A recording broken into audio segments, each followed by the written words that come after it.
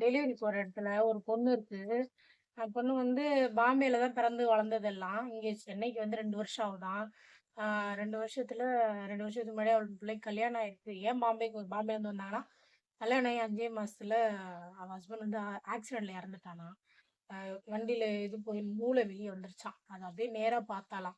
ஐயய்யோ! அவளுக்கு எப்படிதான் இந்த தைரியம் இருந்துச்சோ தெரியல. ஆ அதுக்கப்புறம் இறந்ததுக்கப்புறம் இங்க சென்னைக்கு வந்துட்டா. அப்பா, அம்மா கூட இருந்திருக்கா. ஆ அப்புறம் இப்போ ஒரு 5 மாசத்துக்கு முன்னாடி அவங்க அப்பாவும் இறந்துட்டாரு. இப்ப என்னன்னா, அவ தனியா இருக்கான்னு தெரிஞ்சுக்கிட்டு, லேடீஸே போய் தவறா இந்த மாரி ஒருத்தவங்க உன்னைய பத்தி கேட்டாங்க.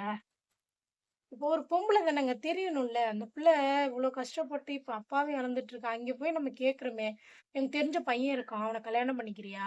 அப்படி இப்படின்னு தப்பா அவள்ட்ட பேசியிருக்கானே அந்த பொண்ணு அவ்ளோ அழுக அழுதுறா. பொம்பளைங்களுக்கு ஏன் புரிய மாட்டேங்குது. ஒரு சில பொம்பளைங்க அவங்களோட சுயநலத்துக்காக அந்த பிள்ளைய போய்